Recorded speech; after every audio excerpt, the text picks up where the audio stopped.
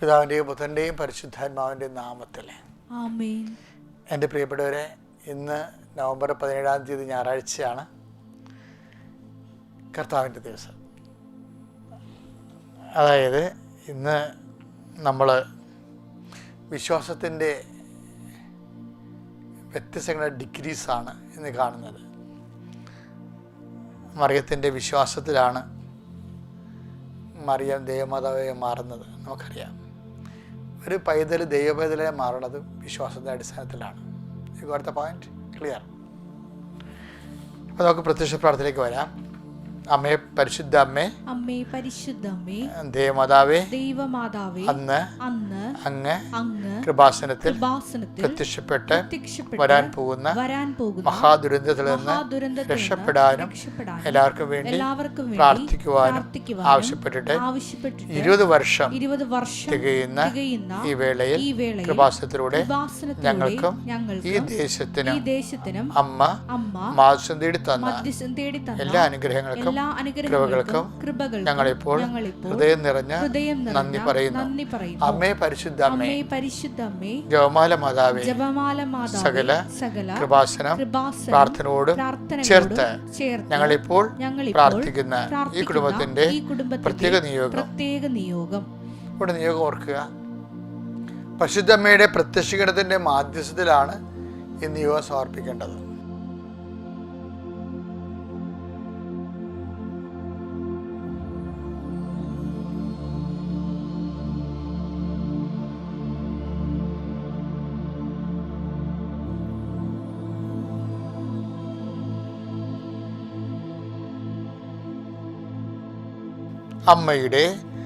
പ്രത്യക്ഷീകരണത്തിന്റെ ഈ ദ്വാദശ വേളയിൽ ഞങ്ങൾക്ക് സാധിച്ചു തരുവാൻ ആമേൻ. വിശ്വാസ പ്രമാണം. സർവശക്തനായ പിതാവും ആകാശത്തിന്റെയും ഭൂമിയുടെയും സൃഷ്ടാവുമായ ദൈവത്തിൽ ഞാൻ വിശ്വസിക്കുന്നു. അവിടുത്തെ ഏകപുത്രനും ഞങ്ങളുടെ കർത്താവുമായ ഈശോ മിശിഹായിലും ഞാൻ വിശ്വസിക്കുന്നു. ഈ പുത്രൻ പരിശുദ്ധാത്മാവിനാൽ ഗർഭസ്ഥനായി കന്യകാ മറിയത്തിൽ നിന്ന് പിറന്ന് പൊന്തിയോസ് പീലാത്തോസിന്റെ കാലത്ത് പീഡകൾ സഹിച്ച് കുരിശിൽ തറയ്ക്കപ്പെട്ട് മരിച്ച് അടക്കപ്പെട്ട് പാതാളങ്ങളിൽ ഇറങ്ങി മരിച്ചവരുടെ ഇടയിൽ നിന്ന് 3-ാം നാൾ ഉയർത്ത് സ്വർഗത്തിലേക്ക് എഴുന്നള്ളി സർവശക്തിയുള്ള പിതാവായ ദൈവത്തിന്റെ വലതുഭാഗത്തിരിക്കുന്നു. അവിടെ നിന്ന് ജീവിക്കുന്നവരെയും മരിച്ചവരെയും വിധിക്കുവാൻ വരുമെന്നും ഞാൻ വിശ്വസിക്കുന്നു. പരിശുദ്ധാത്മാവിലും ഞാൻ വിശ്വസിക്കുന്നു. വിശുദ്ധ കത്തോലിക്കാ സഭയിലും പുണ്യവാന്മാരുടെ ഐക്യത്തിലും പാപങ്ങളുടെ മോചനത്തിലും ശരീരത്തിന്റെ ഉയർപ്പിലും നിത്യമായ ജീവിതത്തിലും ഞാൻ വിശ്വസിക്കുന്നു. ആമേൻ. സ്വർഗ്ഗസ്ഥനായ ഞങ്ങളുടെ പിതാവേ, അങ്ങയുടെ നാമം പൂജിതമാകണമേ. അങ്ങയുടെ രാജ്യം വരണമേ. അങ്ങയുടെ തിരുമനസ് സ്വർഗത്തിലെ പോലെ ഭൂമിയിലും ആകണമേ. അന്നു വേണ്ടുന്ന ആഹാരം ഇന്ന് ഞങ്ങൾക്ക് തരണമേ. ഞങ്ങളോട് തെറ്റ് ചെയ്യുന്നവരോട് ഞങ്ങൾ ക്ഷമിക്കുന്നത് പോലെ ഞങ്ങളുടെ തെറ്റുകൾ ഞങ്ങളോടും ക്ഷമിക്കണമേ. ഞങ്ങളെ പ്രലോഭനത്തിൽ ഉൾപ്പെടുത്തരുതേ, തിന്മയിൽ ഞങ്ങൾ രക്ഷിക്കണമേ. ആമേൻ. നന്മ നിറഞ്ഞ മറിയമേ, സ്വസ്തി. കർത്താവ് അങ്ങയുടെ കൂടെ സ്ത്രീകളിൽ അങ്ങ് അനുഗ്രഹിക്കപ്പെട്ടവളാകുന്നു. അങ്ങയുടെ ഉദരത്തിൻ ഫലമായി ഈശോ അനുഗ്രഹിക്കപ്പെട്ടവനാകുന്നു. പരിശുദ്ധ മറിയമേ, തമ്പുരാന്റെ അമ്മേ, പാപികളായ ഞങ്ങൾക്ക് വേണ്ടി ഇപ്പോഴും ഞങ്ങളുടെ മരണസമയത്തും തമ്പുരാനോട് അപേക്ഷിക്കണമേ. ആമേൻ. പ്രിയമുള്ളവരെ, നമ്മൾ അവർ ഡെയിലി ബ്രെഡിലെ അതിൻ്റെ ക്രക്സായ പ്രാർത്ഥനയിലേക്ക് പ്രവേശിക്കുകയാണ്. ഈ പ്രാർത്ഥനയ്ക്ക് വേണ്ടിയാണ് നമ്മളിതെല്ലാം ചെയ്തത്. അപ്പോൾ നിങ്ങൾ ചെയ്യേണ്ടത്, ഈ പ്രത്യക്ഷീകരണ പ്രാർത്ഥന ചെല്ലുമ്പോഴേ ആ പ്രാർത്ഥനയുടെ സമയത്ത് മാത്രം ആ തിരി കത്തിച്ചാൽ മതി. പ്രാർത്ഥനയുടെ സമയത്ത് മാത്രം കത്തിച്ചാൽ മതി. അത് കഴിയുമ്പോൾ അച്ഛൻ്റെ അതായത് ഈ അഭിഷേക പ്രാർത്ഥന നിൽക്കുന്നവരെ കത്തിക്കണത്രേ ഉള്ളൂ. ഈ കുരിശൻ താഴെ വെച്ചാൽ അപ്പത്തേക്ക് തിരി ഊതിയിട്ട് സന്ദേശം കേൾക്കാൻ തുടങ്ങാം. ഓക്കെ. എൻ്റെ കർത്താവിൻ്റെ ഉന്നതമായ നാമത്തിൽ, സഭയുടെ അധികാരത്തിൽ, കുരിശിൻ്റെ അടയാളത്തിൽ, ദൈവത്തിൻ്റെ ശക്തിയാൽ ഞാൻ മക്കളെ ആശീർവദിക്കുന്നു. കർത്താവേ, നിൻ്റെ വിശുദ്ധ പൗരോഹിത്യത്തെ നീ മഹത്വപ്പെടുത്തണമേ. കർത്താവേ, സഭയിലുള്ള സാന്നിധ്യം നീ പ്രകടമാക്കണമേ. കർത്താവേ, നിൻ്റെ മുഴുക്കടത്തെ അനുസ്മരിച്ചുകൊണ്ട് അടിയൻ പ്രാർത്ഥിക്കുന്നു. നിൻ്റെ തിരുവിലാവിലെ മുറിവിനെ അനുസ്മരിച്ചുകൊണ്ട് അടിയൻ പ്രാർത്ഥിക്കുന്നു. നിന്റെ കരചരണങ്ങൾ ആണിപ്പെടുത്തുകൾ ഓർത്തുകൊണ്ട് അടിയൻ പ്രാർത്ഥിക്കുന്നു. ഇപ്പോൾ പ്രാർത്ഥിക്കുന്ന എല്ലാ മക്കളുടെ മേലും നിന്റെ വലിയ വലത് കരം വെക്കണേ പ്രാർത്ഥിക്കുന്നു. എൻ്റെ കർത്താവേ, അങ്ങയുടെ മക്കൾ I will come with you wherever you go. നീ എവിടെ പോയാലും ഞാൻ നിൻ്റെ കൂടെ ഉണ്ടായിരിക്കും. ഞാൻ മുഖത്ത് നോക്കി നീ നടക്കേണ്ട വഴി നിന്നെ അഭ്യസിപ്പിക്കുക എന്നൊക്കെയാണല്ലോ യേശു കഴിഞ്ഞ ദിവസം അങ്ങ് പറഞ്ഞത്. അങ്ങയുടെ മക്കളുടെ ഇന്നത്തെ സഞ്ചാര പദങ്ങളെ മുഴുവനായി അങ്ങേക്ക് സമർപ്പിക്കണം. മുട്ടിന് നീര് വന്ന് കിടക്കുന്നവർ, ഇങ്ങനെ കിഡ്നിക്ക് അസുഖമുള്ളവർ, കരളിന് അസുഖമുള്ളവർ എല്ലാവരെയും കർത്താവേ നിൻ്റെ തിരുമുറുവാർന്ന വലത് കർത്താവ് സ്പർശിക്കണമേ. ഇപ്പം എൻ്റെ കാര്യം അച്ഛൻ പറഞ്ഞല്ലോ എന്ന് ഓർത്ത് സങ്കടപ്പെടുന്നവരാ, അവിടെ രോഗം എന്തു തന്നെയായാലും ഇപ്പോഴും കർത്താവിൻ്റെ തിരുമുറുവാർന്ന വലതുകരം അവരെ സ്പർശിക്കട്ടെ. 38 വർഷം ഞാൻ അർപ്പിച്ച കൃപാനയുടെ യുവതിയ കൃപാസ്ഥാനത്താറെ ജീവനോടെ പ്രത്യക്ഷപ്പെട്ട പരിശുദ്ധ അമ്മയുടെ മാധ്യസ്ഥത്താൽ പിതാവിൻ്റെയും പുത്രൻ്റെയും പരിശുദ്ധാത്മാവിൻ്റെയും നാമത്തിൽ നിങ്ങളെ സൗഖ്യപ്പെടട്ടെ. കർത്താവെ, ഈ മക്കളുടെ ജീവിത വ്യാപാരങ്ങൾ, ജീവിത വിനിമയങ്ങൾ, സഞ്ചാര സന്ദർഭങ്ങൾ, അതുപോലെയുള്ള അവർ കണ്ടുമുട്ടുന്ന വ്യക്തികൾ, ചെയ്തു തരേണ്ട ഉത്തരവാദിത്തങ്ങൾ, കർത്താവെ അവർ കടപ്പെട്ടിരിക്കുന്ന കാര്യങ്ങൾ, അതിൽ അവരെ ഏൽപ്പിച്ചിരിക്കുന്ന സുപ്പീരിയേഴ്സ്, എല്ലാ വിഷയത്തിനും വരും ദൈവത്തിൻ്റെ കണ്ണ ചൊരിയട്ടെ. സന്യസ്തരിൽ, സമർപ്പിതരിൽ, വൈദികരിൽ ആരെല്ലാം കർത്താവ് ഈ പ്രാർത്ഥനകൾക്ക് പങ്കെടുത്ത് കൂടുന്നുവോ അവരെല്ലാം ഇന്നത്തെ ദിവസം അനുഭവിക്കുന്ന എല്ലാ വിഷയത്തിനും ദൈവികമായ തീരുമാനമുണ്ടാകുകയും അവരെ ദൈവം അനുഗ്രഹിക്കുകയും ദൈവത്തിൻ്റെ അടയാളങ്ങൾ അവിടുന്ന് കർത്താവ് അവരോടുകൂടെ സഹകരിക്കുകയും അടയാളങ്ങൾ കൊണ്ട് വചനം സ്ഥിരീകരിക്കുകയും ചെയ്യുന്ന വചനം അനുസ്മരിച്ചുകൊണ്ട് അടിയം പ്രാർത്ഥിക്കുന്നു. കർത്താവ് ഈ പ്രാർത്ഥനയിൽ പങ്കെടുക്കുന്നവർക്കെല്ലാം അടയാളങ്ങളുടെ സ്ഥിരീകരണം നൽകണമേ. അമ്മയുടെ പ്രത്യക്ഷീകരണത്തിൻ്റെ അടയാളമാണല്ലോ കൃപാസനത്തിൽ നടക്കുന്ന എല്ലാ അത്ഭുതങ്ങളും. യേശുക്രിസ്തു ഉന്നതമായ നാമത്തിൽ നിങ്ങളുടെ ഈ കാലത്ത് കർത്താവ് നിങ്ങളെ സന്ദർശിക്കട്ടെ എന്ന് പ്രാർത്ഥിക്കുന്നു. പിതാവിൻ്റെയും പുത്രൻ്റെയും പരിശുദ്ധാത്മാവിൻ്റെയും നാമത്തിൽ. കുരിശ് വെച്ച് കഴിഞ്ഞാൽ ഇനി തിരുവൂതി വെക്കാവേ. പ്രത്യക്ഷ പ്രാർത്ഥനയുടെ നമ്മൾ ഇന്ന് വായിക്കാൻ പോകുന്ന വചനങ്ങൾ വിശുദ്ധ ലൂക്കായുടെ സുവിശേഷം 1-ാം അധ്യായം 18 മുതൽ 19 വരെയുള്ള തിരുവചനങ്ങളാണ്. സക്കറിയ ദൂതനോട് ചോദിച്ചു, ഞാൻ ഇത് എങ്ങനെ അറിയും? ഞാൻ വൃദ്ധനാണ്, എൻ്റെ ഭാര്യ പ്രായം കവിഞ്ഞവളുമാണ്. ദൂതൻ മറുപടി പറഞ്ഞു, ഞാൻ ദൈവസന്നിധിയിൽ നിൽക്കുന്ന ഗബ്രിയേൽ ആണ്.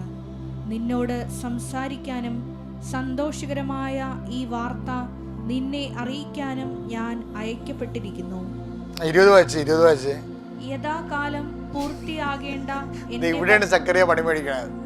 എന്താ പ്രശ്നം? സക്കറിയയുടെ എന്താ ദൂതൻ പറഞ്ഞത്? ദൂതൻ മറുപടി പറഞ്ഞു, ഞാൻ ദൈവസന്നിധിയിൽ നിൽക്കുന്ന ഗബ്രിയേലാണ്. അല്ല, സക്കറിയയുടെ ദൈവം എന്താ പറഞ്ഞത്? അതായത് നിന്റെ പ്രാർത്ഥന കേട്ടിരിക്കുന്നു. ദൂതൻ അവനോട് പറഞ്ഞു, സക്കറിയ ഭയപ്പെടേണ്ട, നിന്റെ പ്രാർത്ഥന കേട്ടിരിക്കുന്നു. നിന്റെ ഭാര്യ എലിസബത്തിൽ നിനക്ക് ഒരു പുത്രൻ ജനിക്കും. നീ അവന് യോഹന്നാൻ എന്ന് പേരിടണം. ലൂക്ക 1:13. ലൂക്ക 1:13 ഈ മംഗളവാർത്ത, സക്കറിയായുടെ മംഗളവാർത്ത നടക്കുന്നത്. പക്ഷെ സക്കറിയായുടെ വിശ്വാസം ഈ ദൈവത്തിൻ്റെ വാഗ്ദാനം സ്വീകരിക്കാൻ വേണ്ടി പോകുന്നതല്ല. കാര്യം അദ്ദേഹത്തിന്റെ റെസ്പോൺസ് മനസ്സിലാകുന്നത്. വായിച്ചത് സക്കറിയ ദൂതനോട് ചോദിച്ചു, ഞാൻ ഇത് എങ്ങനെ അറിയും? ഞാൻ വൃദ്ധനാണ്, എൻ്റെ ഭാര്യ പ്രായം കവിഞ്ഞവളുമാണ്. അപ്പൊ ഈ വാഗ്ദാനം സക്കറിയ സ്വീകരിക്കുന്നുണ്ട്, കേൾക്കുന്നുണ്ട്. പക്ഷേ വാഗ്ദാനത്തിൽ പുള്ളിക്ക് ഡൗട്ടുണ്ട്. കാര്യം എന്താ വെച്ചാൽ ഭൗതിക സാഹചര്യങ്ങൾ പ്രതികൂലമാണ്. അതുകൊണ്ടാണ് ഭാര്യ അങ്ങനെ വളരാൻ ചെയ്യുന്ന ആൾ ഭാര്യയും പ്രായം കഴിഞ്ഞ ആളാണ്. അപ്പോൾ അത് ഭൗതിക സാഹചര്യങ്ങൾ ദൈവത്തിൻ്റെ വാഗ്ദാനം പ്രാപിക്കുന്നതിന് വേണ്ടി റീസണബിളായിട്ട് സിങ്ക് ആകുന്നില്ല, കൺകറൻസ് ആകുന്നില്ല. അപ്പോൾ സക്കറിയ ഒരു ബുദ്ധിജീവിയാണ് ശരിക്കും പറഞ്ഞത്, പാവപ്പെട്ടവൻ. അടുത്ത വായിച്ചേ. ദൂതൻ മറുപടി എവിടെയാ പ്രശ്നം വേണ്ടത്? ദൈവവചനത്തിനോട് അഭ്യാസം കാണിക്കരുത്. ഒത്തിരി റീസൺ കയറ്റി വിട്ടുള്ള കുഴപ്പം എന്താണ്? ദൂതൻ മറുപടി പറഞ്ഞു, ഞാൻ ദൈവസന്നിധിയിൽ നിൽക്കുന്ന ഗബ്രിയേലാണ്. ഇയാൾ എന്താ പറഞ്ഞ? ഞാൻ വൃദ്ധനാണെന്ന് പറഞ്ഞു. അതിന്റെ മറുപടി കേട്ടില്ലേ? എന്താണ്? ഞാൻ ദൈവസന്നിധി നിൽക്കുന്ന ഗബ്രിയേലാണ്.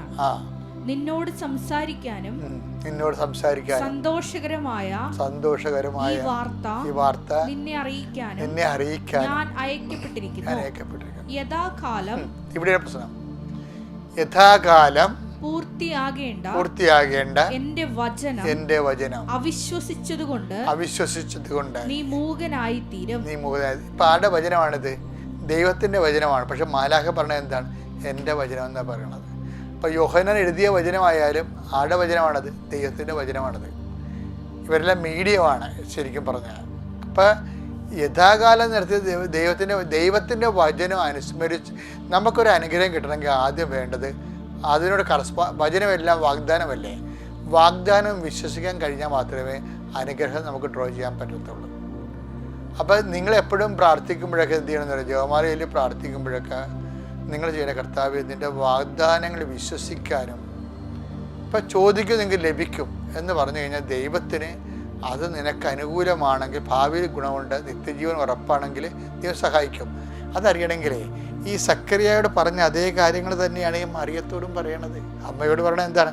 അത് നിങ്ങൾ അതെടുത്തേ, അതായത് ലൂക്ക 1:34. മറിയം ദൂതനോട് പറഞ്ഞു, മറിയം ദൂതനോട് പറഞ്ഞു, ഇതെങ്ങനെ സംഭവിക്കും? ഞാൻ പുരുഷനെ അറിയുന്നില്ലല്ലോ. അപ്പൊ ഈ സക്കറിയായും പറഞ്ഞത് അത് തന്നെയാണ്. ഞാൻ ഇതെങ്ങനെ സംഭവിക്കും? എൻ്റെ ഭാര്യ വയോവൃദ്ധയാണ്, ഞാനും പ്രായം കവിഞ്ഞ ആളാണെന്ന് പറഞ്ഞു. അമ്മയും അത് തന്നെ പറഞ്ഞിരിക്കുന്നത്, ഇതെങ്ങനെ സംഭവിക്കും? ഞാൻ പുരുഷനെ അറിയുന്നില്ലല്ലോ. അപ്പം അവിടുത്തെ വിഷയം. പക്ഷേ ദൈവം എന്ത് ചെയ്യാണ്? മറിയത്തിൻ്റെ വിശ്വാസം ദൈവം കറക്റ്റ് ഇത് എക്സ്പ്ലെയിൻ ചെയ്തു. സക്കറിയായോട് എക്സ്പ്ലെയിൻ ചെയ്ത പോലെ മറിയത്തിനോട് എക്സ്പ്ലെയിൻ ചെയ്യും. എന്താണ്? പരിശുദ്ധാത്മാവ് നിൻ്റെ മേൽ വരും എന്നാണ് പറയണത്. എന്താണ്? അതിൻ്റെ ശക്തി നിന്നെ പ്രവർത്തിക്കുമെന്ന് പറയുമ്പോൾ മറിയം എന്താ സക്കറിയനെ പോലെ ഉണ്ടായിരിക്കുകയല്ലേ ചെയ്യണത്. മറിയം എടുത്തു ചാടി മറുപടി ഉടനെ പറയും. എന്താണ്? ഇതാ കർത്താവിൻ്റെ ദാസി. ഇത് അയാൾ അങ്ങനെ പറയേണ്ടതായിരുന്നു സക്കറിയ. അയ്യോ സോറി, തെറ്റിപ്പോയി, ഇതാ കർത്താവിൻ്റെ ദാസൻ എന്ന് പറയേണ്ടതായിരുന്നു. പക്ഷെ അത് പറഞ്ഞില്ല. പക്ഷെ അമ്മ പറഞ്ഞു, ഇതാ കർത്താവിൻ്റെ ദാസി. എന്തൊരു വർത്തമാനമാണ്! അങ്ങേ വചനം പോലെ എന്നോട് നിറവേറട്ടെ. ഈ ഒരൊറ്റ വാക്കിലാണ് മറിയത്തിൻ്റെ ഫെയ്ത്ത് ഞാൻ പറഞ്ഞ പോലെ 3 phase ആണെന്ന് പറയണത്. സക്രിയക്കും ഫെയ്ത്ത് ഇല്ലെന്നല്ല, അങ്ങനെ ഇല്ലെങ്കിൽ അങ്ങനെ പുരോഹിതനാകത്തിലല്ല, ഇല്ലെങ്കിൽ ഹോളീസിൽ അങ്ങ് കയറി ശുശ്രൂഷ ചെയ്യത്തില്ലല്ല. അപ്പോൾ അത് ഫെയ്ത്തുണ്ട്, പക്ഷെ ഹെവി ഡ്യൂട്ടി ചെയ്യാൻ അത് പുള്ളി ചെയ്യത്തില്ല. അതാണ് പ്രശ്നം. അപ്പം എന്താണ് എങ്ങനെ ചെയ്യണമെന്ന് വെച്ച് കഴിഞ്ഞാൽ അത് എലിസബത്ത് അതിനെക്കുറിച്ച് പറയുന്നുണ്ട്. എലിസബത്ത് എന്താ പറയണത്? 1:45 വായിച്ചേ. ലൂക്ക 1:45.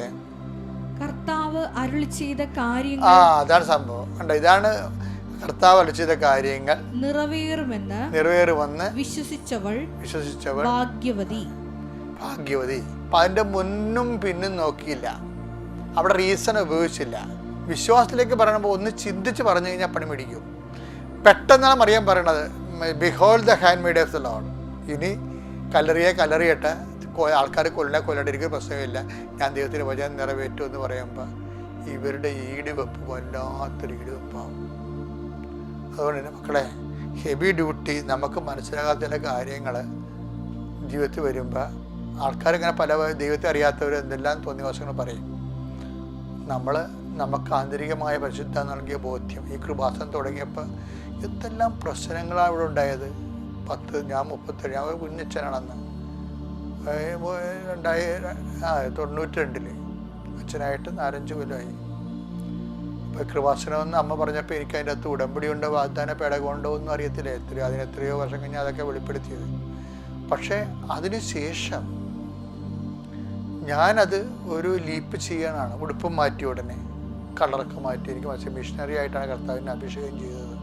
രൂപതയിൽ ജീവിക്കുന്ന മിഷണറി, അതാണ് കർത്താവ് ഉദ്ദേശിച്ചത്. അപ്പം ആദ്യത്തെ ഒരു വിളി വന്നപ്പോൾ ഞാൻ അതിനെ റെസ്പോണ്ട് ചെയ്ത് കുറച്ച് പ്രശ്നങ്ങളുണ്ടായി. നമ്മൾ ദൈവത്തിൻ്റെ നാമത്തിൽ അത് ഏറ്റെടുത്ത്. ഞാൻ പറയണത് അങ്ങനെയാണ് വിശ്വാസം 3 phase വരണത്. അപ്പം നിങ്ങൾ ഓർക്കുക, ഒരു ഹെവി ഡ്യൂട്ടിയൊക്കെ തന്നു കഴിഞ്ഞാൽ അതിൻ്റെ അർത്ഥം വിശ്വാസം 3 phase ആകാനാണ് ദൈവം ഉദ്ദേശിക്കണമെന്ന് വിചാരിച്ചോ. അപ്പോൾ നീ പ്രഗ്നൻ്റ്, നിൻ്റെ കുഞ്ഞ് മരിച്ചു, വീണ്ടും പ്രഗ്നൻ്റ്, പിന്നെയും കുഞ്ഞ് മരിച്ചു, അപ്പോൾ ഹെവി ഡ്യൂട്ടി ആയില്ലേ. അപ്പോൾ ഇനി കൊല്ലാൻ വേണ്ടിയാണ് എനിക്ക് കുഞ്ഞിനെ ജനിപ്പിക്കണേ, ആവശ്യമില്ലാത്ത പണിയാണ്, നിർത്തിയേക്കാന്നൊക്കെ നമ്മൾ വിചാരിക്കും. പക്ഷേ നിങ്ങൾ വീണ്ടും ദൈവത്തിൽ ആശ്രയിക്കുകയാണെന്നുണ്ടെങ്കിൽ ഇതുപോലെയാണ് ഓരോ കച്ചവടം പരാജയപ്പെട്ടു. അപ്പോൾ നിങ്ങൾ ഓർത്തോ ഇനി ഇത് പോയിട്ട് കാര്യമില്ല എന്ന് പറയും. അല്ലെങ്കിൽ ഒരു പരീക്ഷ പരാജയപ്പെട്ടു, ഇനി എഴുതണ്ടെന്ന് പറയും. പക്ഷേ അത് നീ വീണ്ടും ദൈവത്തിൽ ആശ്രയിച്ചിട്ട് നീ സാക്ഷിയാണ് കേട്ടില്ലേ കൃപാസനത്തിലെ. ഞാൻ അവസാനിപ്പിക്കുകയാണ്. നിങ്ങൾ ഇതിൻ്റെ സത്ത് എടുത്തിട്ട് നിങ്ങൾ അതിജീവിച്ച് മുന്നോട്ട് മുന്നേറണം. ദൈവം നിങ്ങളെ അനുഗ്രഹിക്കട്ടെ.